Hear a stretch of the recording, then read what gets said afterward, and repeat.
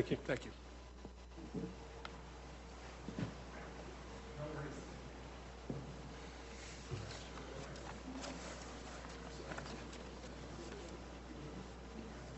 All right, next up, 7 Longworth Road.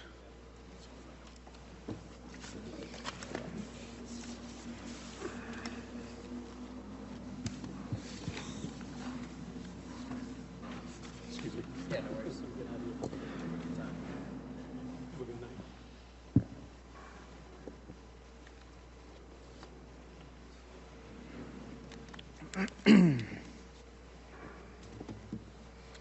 Good evening, Mr. Chair and the board. For the record, my name is Nicholas Hoffman of 18 Sharer Trail, Worcester. I'm the current owner of 7 Longworth Road. Before I begin, I just want to thank Amy Beth, who helped me throughout the project while Victor was on a little bit of vacation before. I also want to thank Victor, who was the chief planner assigned to my project, Olivia, who helped, and Michelle for the high-level oversight. I'll keep this brief, as the board, neighbors, and many of the people in this room calling in are familiar with my project. First off, I would like to take this time to reiterate the unique size of this lot, which provides sufficient square footage for this proposed buildable lot, along with the adequate frontage. Despite our 2-foot variance requests, our proposed buildable lot has more area and frontage than most of the homes in the neighborhood. Taking into account feedback from the board, chief planner, planning analysts, and neighbors, I'd like to highlight some high-level updates we've made to improve this proposed single-family home since the last presentation. Thanks again to Raphael for his quick turnaround and amazing input and incredible design work. This newly proposed colonial boasts amazing character and design that meets the fit and feel of the neighborhood much better than our initial design. The newly adjusted size is a total of 963 square feet for the first floor, 1,102 square feet for the second floor, for a total of 2,065 square feet. The home is of 4 bedrooms, 2.5 bathrooms. We've reduced the overall size of the home. We've reduced the overall size from left to right of the home, providing an increased setback between 11 Longworth, the home to the right, and our proposed single-family dwelling. We reduced the proposed garage to 1-bay garage and reduced the size of the driveway width. And the back deck, we moved to a first-floor walkout deck. I'm so excited and fortunate for the board's consideration of yet another fantastic project. That will be another successful partnership between the city and I. Thank you. I would like to open up the floor to any questions. Before that, we'll have the city staff go. Sorry. No worries. Thank you. Through the chair, my name is Victor Panak. I'm a planner of the Division of Planning and Regulatory Services. So the hearing for this application was opened at the board's meeting on July 14th, 2025. At the time, the board heard from neighbors concerned with the proposed development's impact on the neighborhood's character, concerned with stormwater impacts of the proposal, and concerned that the proposal does not satisfy the statutory criteria required for the granting of a variance. Board members requested that the applicant make efforts to reduce the scope of the project and adjust the design to better align with the neighborhood, and then continued the hearing. Since that date, the applicant has submitted a revised architectural plan that proposes a more colonial style design and a revised site plan matching the proposed architectural footprint. I do want to specifically note that the applicant may have mentioned at the last meeting that city staff is supportive of this application. I want to clarify that the planning and regulatory staff does not generally take an official position on any application that comes through our office, and we have not taken a position on this particular application. As far as the required zoning relief, that has not changed. The application still requires a variance for relief of 2 feet from the 65-foot minimum frontage. No other zoning relief is required. Staff recommends conditions of approval related to on-site stormwater management, landscaping, and sidewalk improvements that were recommended by the Department of Transportation and Mobility. Okay. You've heard the drill, but I will say it again. If you are here for 7 Longworth Road, I'll ask that you come up, state your name and city of residence. I'll ask that you address any thoughts or concerns directly to me in the chair. And with that, just come forward, state your name and city. Go ahead. Just use the microphone.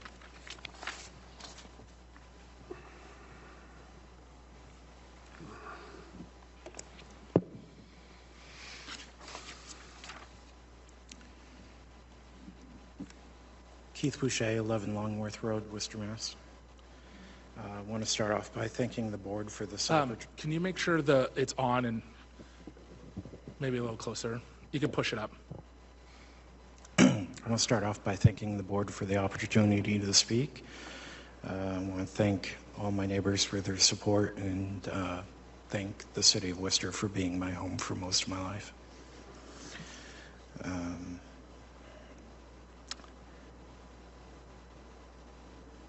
I'm speaking today to formally object to the variance request submitted for 7 Longworth Road. As you know, Massachusetts General Law, Chapter 40A, Section 10 sets a clear legal standard for when a variance may be granted. The burden of proof lies with the applicant to meet all 3 required findings. 1, that there is substantial hardship owing to soil conditions, shape, or topography specific to the lot, that this hardship is not self-created, that granting relief would not be detrimental to the public good or undermine the intent of the zoning ordinance. To date, none of these thresholds have been satisfied in any compelling or legally supportable way. On the first point, there is no unusual topography or physical limitation that distinguishes 7 Longworth Road from the dozens of other lots on the street. The hardship described is administrative, not physical. On the second point, the hardship was knowingly acquired. The applicant purchased this parcel with full awareness of the frontage requirement and the lot's limitations under the current zoning. He is now asking the city to relieve him of these limitations, not because of any unique hardship imposed by the land, but to unlock greater financial value from the speculative purchase. That is the textbook definition of self-created hardship. On the third point, approving this variance sets a concerning precedent. It tells other developers that Worcester's zoning protections are negotiable when profit is the motive. That a single family home can be flipped into 2 regardless of context, if the language is softened and if the profit margin is high enough.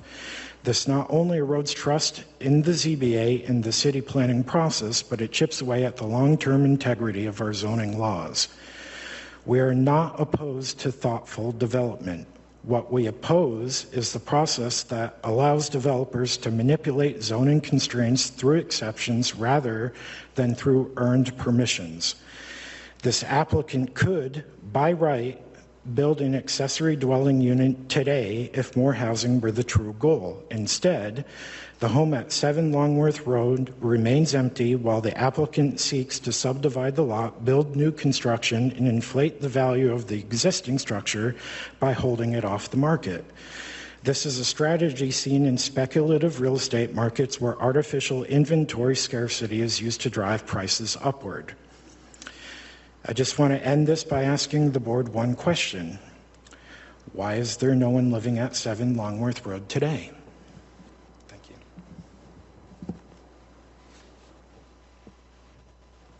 Is there anybody else for 7 Longworth Avenue? Yep, go ahead.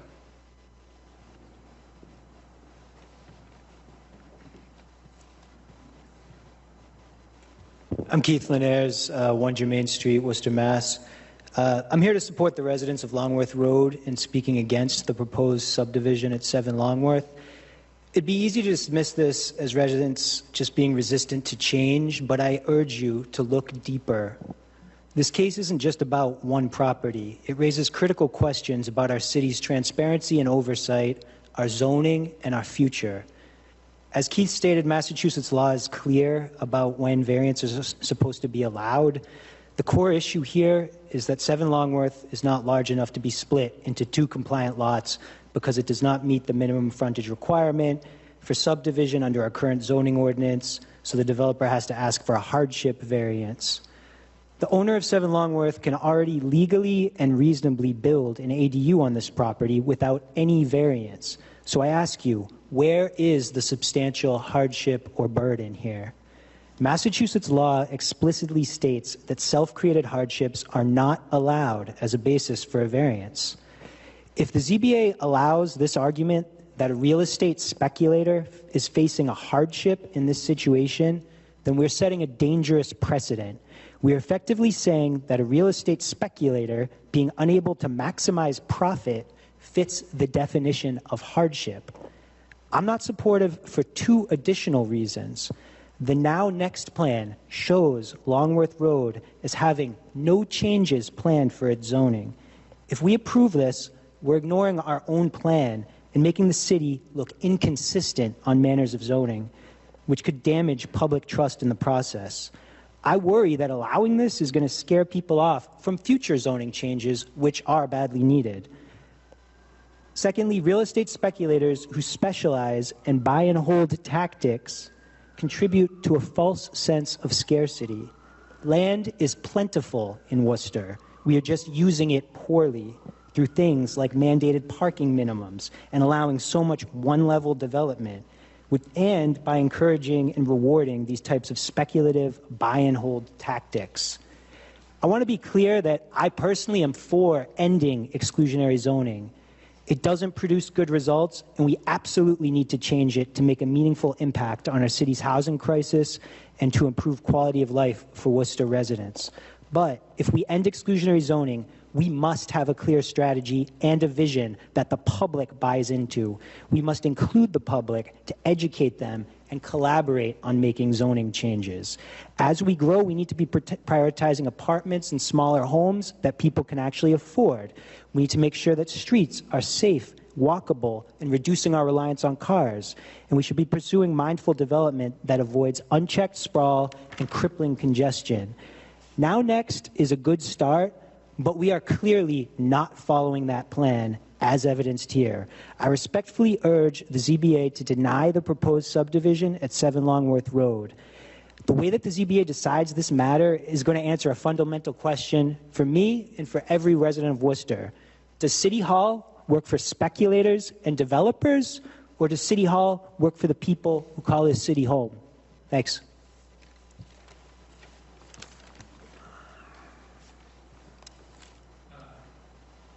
Is anyone else here for 7 Longworth Road? I'm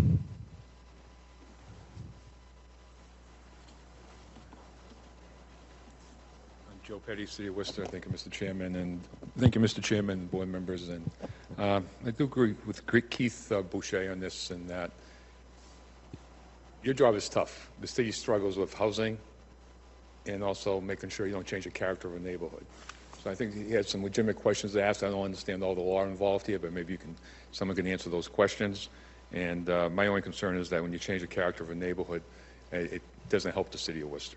So just look at some of the questions that were asked and make sure we give them the right answer and bring the city forward. Thank you, Mr. Chairman. Thank you very much. Is anybody online? If you're online, use the raise your hand function.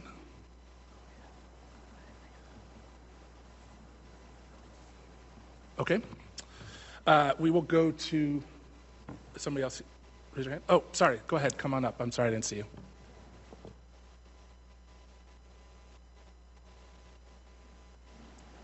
Mr. Chair, members of the board, Karen LaFond, 1 Manila Street in Worcester, across the street.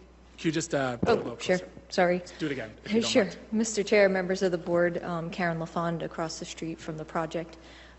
First, I wanted to applaud Mr. Hoffman for changing the plans. He clearly heard what our neighbor said in the last round, but I do want to reiterate what both Keith and Keith said before. There is no substantial hardship in this matter. I don't think anything has been raised by the petitioner or demonstrated that there's anything that goes to this lot itself or the land itself, and I don't think, and if you review the materials that were submitted, there is anything contained in those either that goes to the hardship. Subdividing this lot into a conforming lot with the existing structure and a dimensionally non-conforming lot is not a buildable lot, and this board needs to recognize that a self-inflicted hardship is not grounds for a variance. Thank you for your time.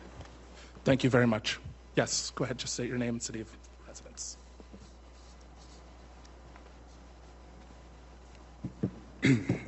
Good evening, John Peretti, 15 Fail Street, Worcester. My family, I'm very far away from this property, but I have friends, Keith, in this area. I have been following along online, and I do like the improvements that have been made here, but I just want to be clear about some things that I've seen in the city. My family has 3 properties on Fale Street, about an acre, and we've lived there since the 1920s. In 2016, when I was looking to actually buy a house in Worcester, I looked at a property directly behind my family's properties and found that a variance was given so that a house that was put in, their property line goes through the neighbor's driveway and garage. And these are the types of things that are crazy, that are getting approved all over the city. And I was going to put an offer in on that house, but when I saw where the property line was, I pulled out my offer.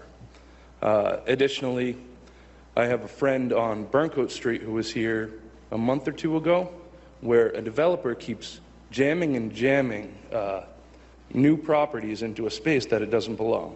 This is happening all over the city. And again, last meeting I watched online, Keith brought up some very good points, and all that this board talked about was how they didn't like how the property looked. Nobody talked about any of the main points that anybody in the public brought up. He just talked about the facade and how it could look better for the neighborhood. So I'd appreciate if we address some concerns of the community before what happened in my neighborhood happens here. Thank you.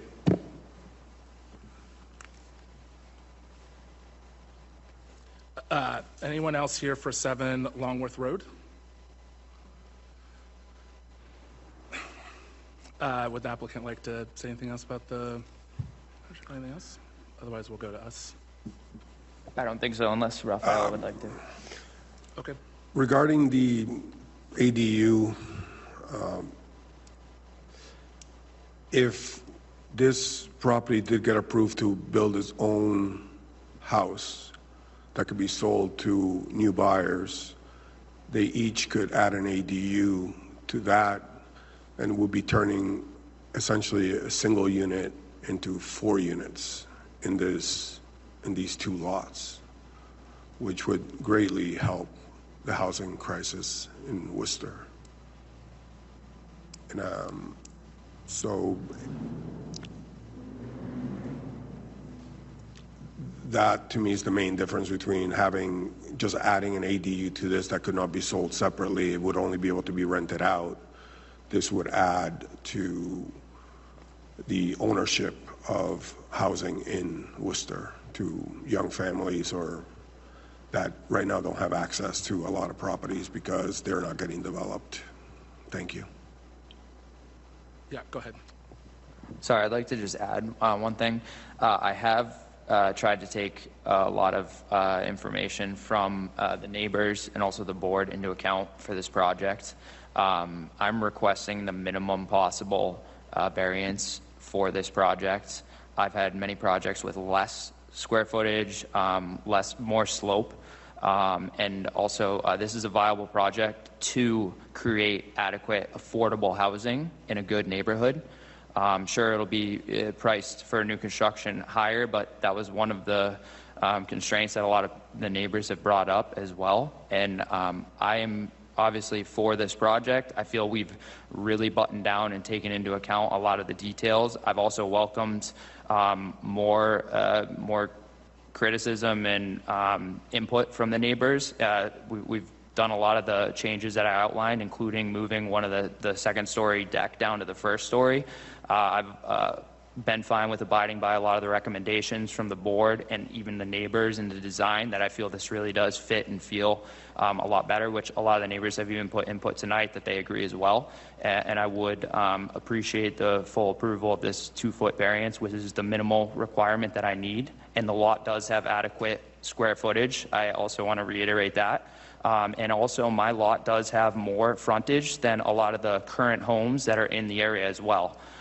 So it is a little bit ironic to say there's not adequate frontage to support a home here when mine does have that. I've also reduced the size of the home as well, and I've moved it back from Keith's property line to give him a little bit more when he does, I think, have something that's abutting close to the setback lines. So I did try to take that into account to give him a little more privacy with it as well. Sure, it might not be as much as he'd like, but I have been taking into account a lot of this stuff, and I do feel we're at a point where I would request and appreciate the approval, and we're ready to move forward with this. Thank you.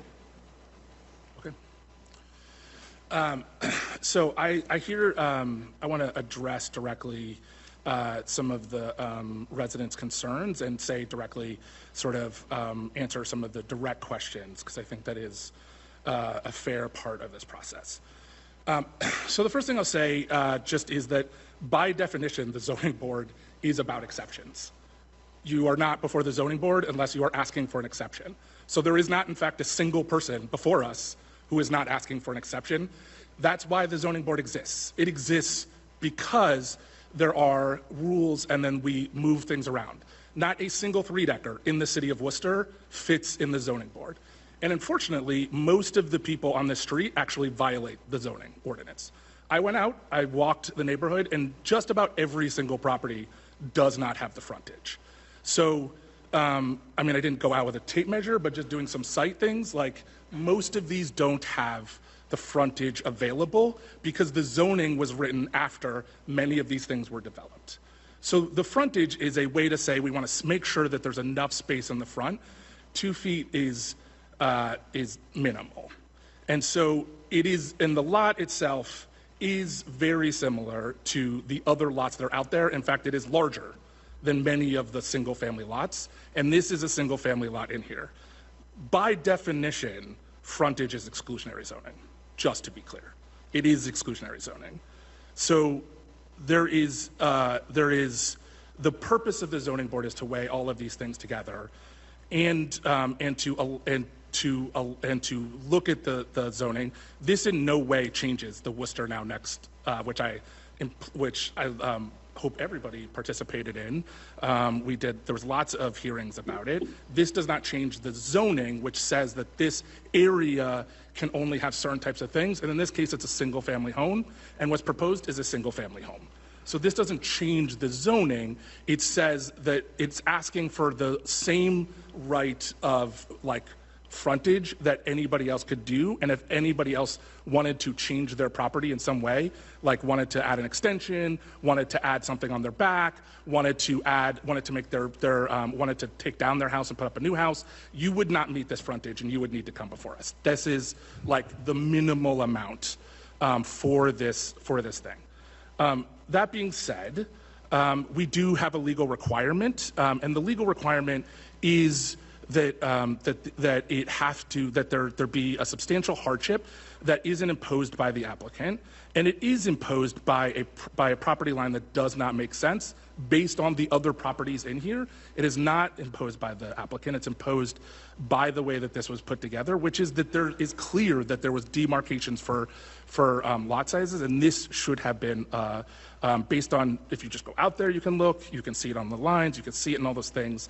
So there is a substantial hardship, which wasn't described by the person, that is the shape of it. Which is that it's out of step with the other shapes in the neighborhood, which are all the exact same size as this would be. And so this would be for the public good because we would be opening up a space to that end.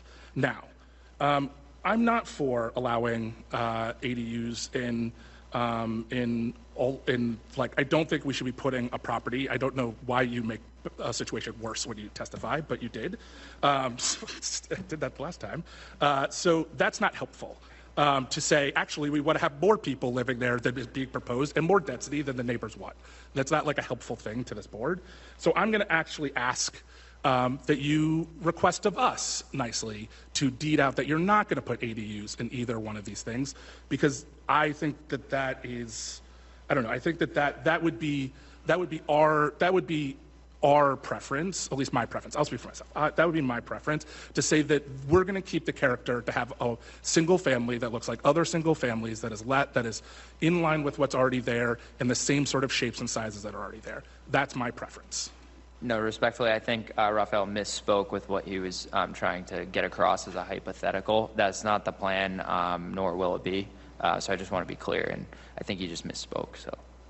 Yes, I was giving an example around the ADU option, but so that means that none of the neighbors could ever apply for an ADU?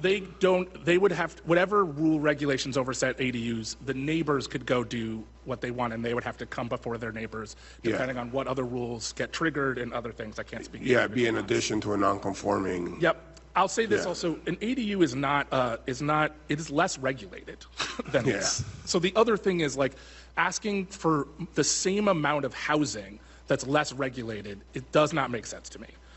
Because you can put a 900 square feet and it's roughly the size of this.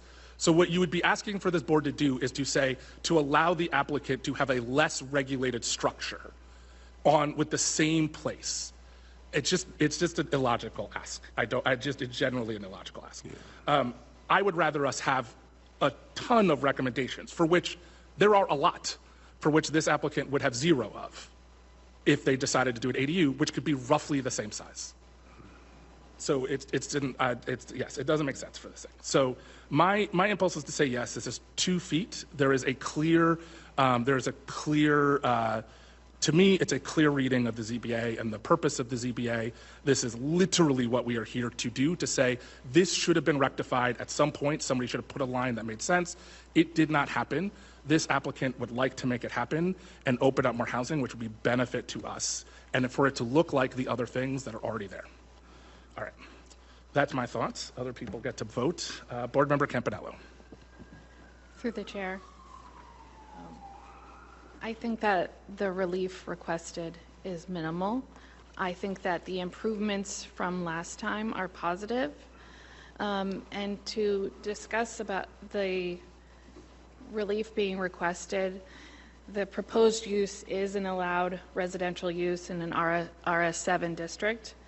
The combined parcels have sufficient area and frontage to accommodate 2 single-family detached dwellings on separate lots, with no obligation to the density controls imposed by the zoning ordinance regarding the frontage requirement. So the 2 lots together have enough frontage for 2 detached single-family homes.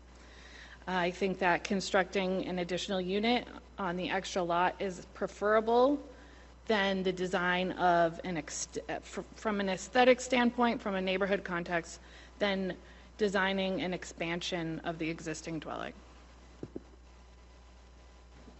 Board Member Cortez. Through the chair, this is somewhat sort of a difficult one before us, and difficult for both parties out there, as I can see.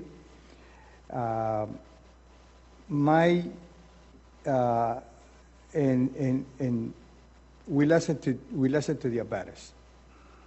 We hear what the project is, and we are listening careful. I'm listening careful to what the concerns are, whether they have the legitimate reason or may not, or somewhere there that can go either way.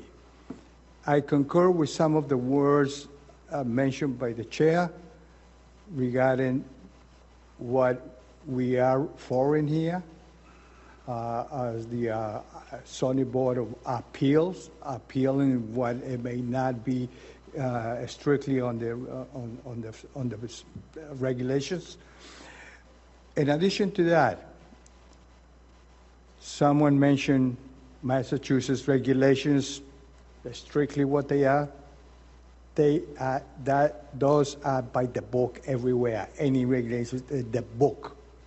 However, again, our mission in here is to provide some flexibility. So the laws are there by the book, but I also provide the means for flexibility when the hardship is strong enough for us to disallow any project. In my view, and honestly, and I hear you, the previous concerns in here was because the design was not according to the neighborhood and so forth. They come back, made the effort, they made the changes to reflect, what the character of the neighborhood.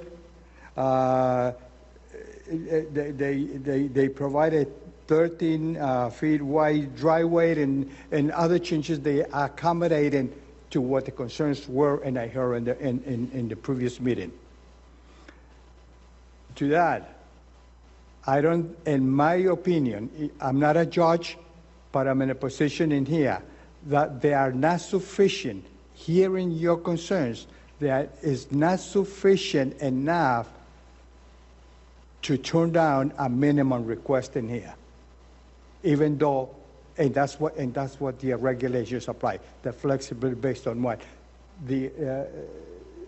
and so I'm really hearing both sides, but I can see that this project is doing what they can and doesn't really create a great difference to the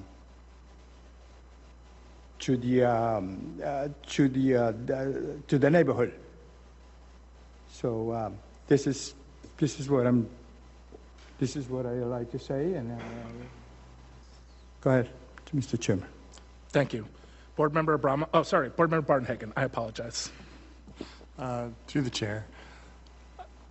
All good comments. I mean, the hardship here is just the fact that this lot is clearly consistent.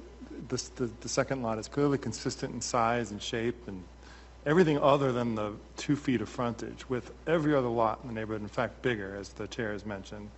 And so that's the hardship, is that you have a lot that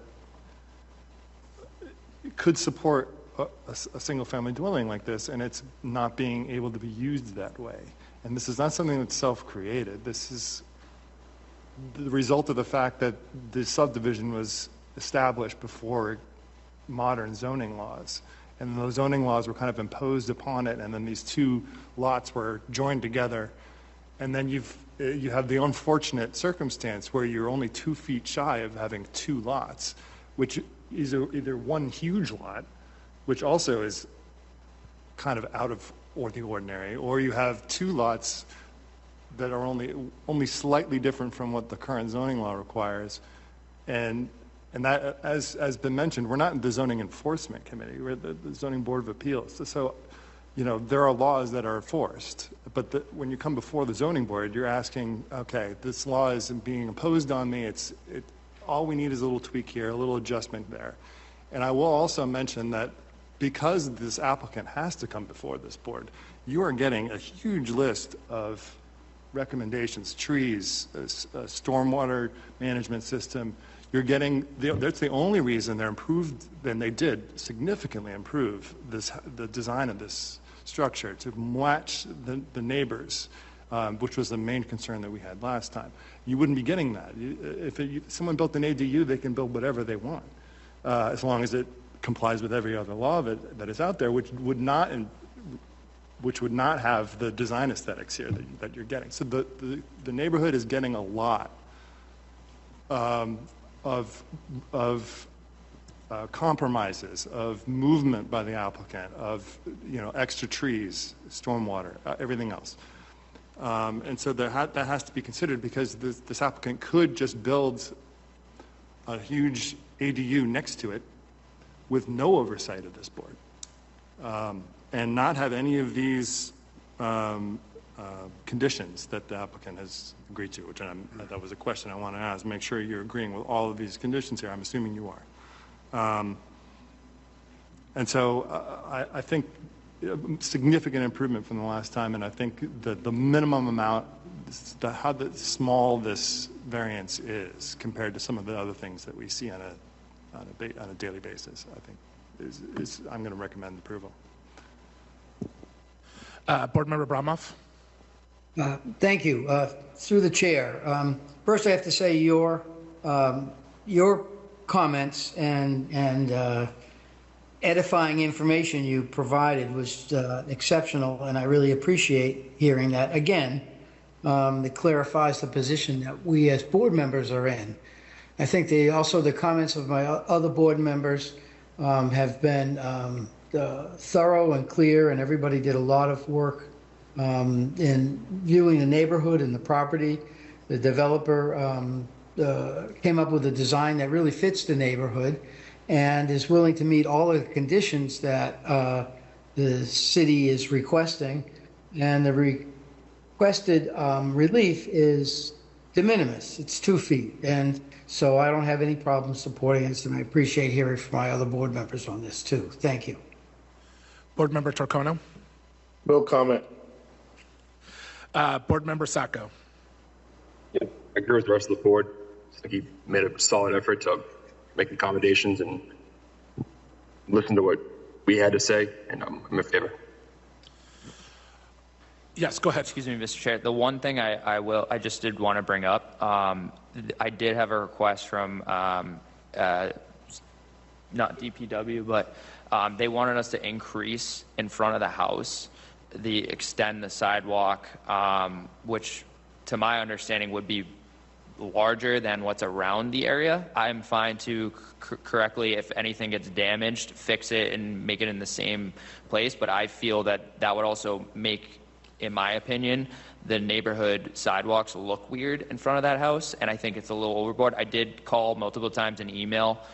We got the note Thursday of last week, but besides that, if anything gets damaged with the granite and the curb cut, like, we'll fix that and make it intact with how it is, and correctly make it so it's flat for a walkway across and slope it down to the start of the driveway. But that is just the one thing I wanted to bring up, that I think if we did that, it would look weird and not right in the fit and feel of the neighborhood as well. So I just did everything else we're fine with, but I did want to just bring that up as well to be transparent. I'm glad you mentioned that. I was going to ask about it. And also the waiver. There's one waiver that's... We'd request the waivers to recommend so it. number H in DTM, that was I will admit that was a strange request from DTM. I was out there, as I said, and what would be requested is exactly as stated. It would create its own walkway, which is different from what's currently out there, and the rest of the neighborhood. And so my suggestion for H would be to change it, as the applicant stated, to require that the applicant repair any damage to the sidewalks and to make it in line with what's already out there.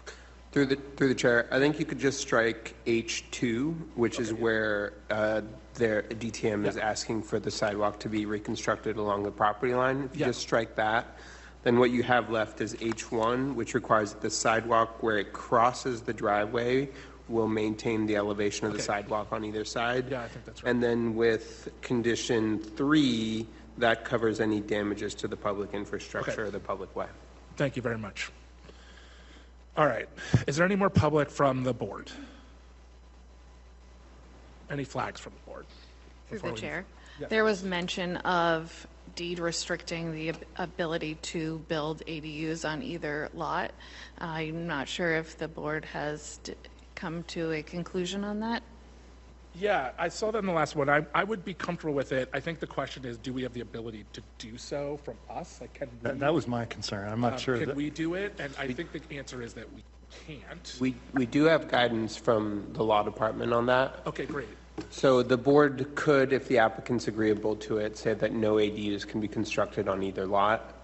But if the properties are eventually sold, then the new owners, it would not be an enforceable condition with respect to the new owners.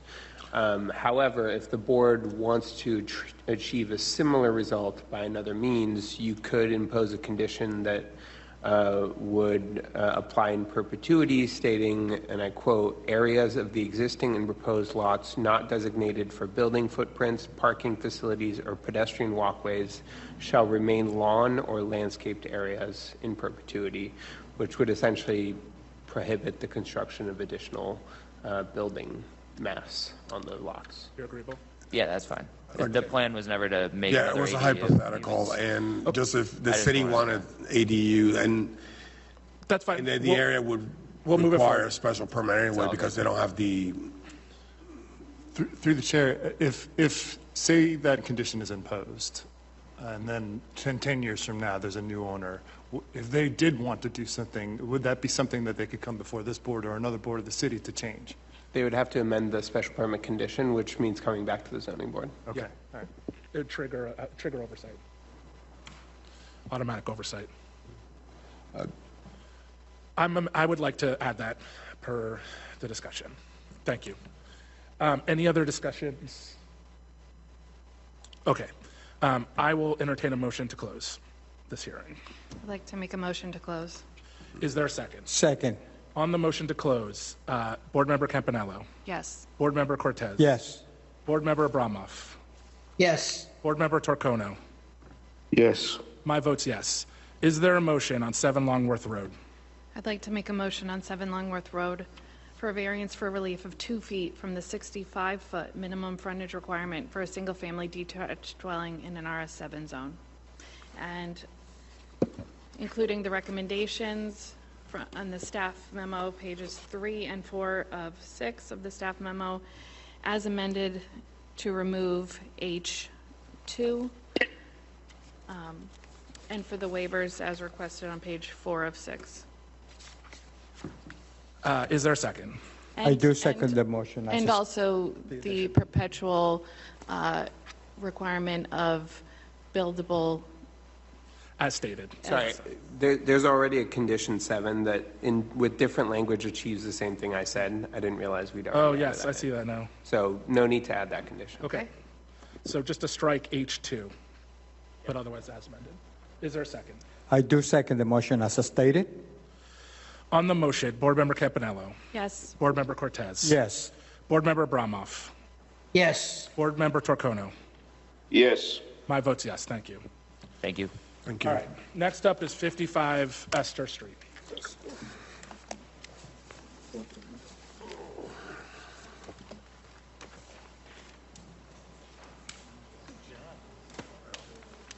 Appreciate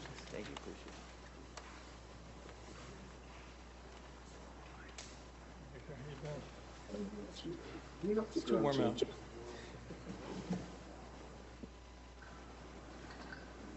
Gentlemen, the world is waiting. Good evening, members of the board. My name is Jonathan Finkelstein. I'm an attorney in Worcester, and I'm here on behalf of Michael O'Rourke, owner of 55 Esther Street. It's a property with 12 units in it. We're here today looking for a variance. Simply put, we're extending a backyard. I hope you've all had a chance to look at the property and how small it is. A little background on the property. It's completely occupied by families that have been put in there by Central Mass Housing Alliance. They're concerned, we're concerned about the availability of space out back. There's a very deep gully behind the house. It's eroding. The wall is planned there. It's about 120 feet across, 12 feet high. It'll have a decorative fence on top. I didn't say anything. I think somebody online. Okay. With us today is Mr.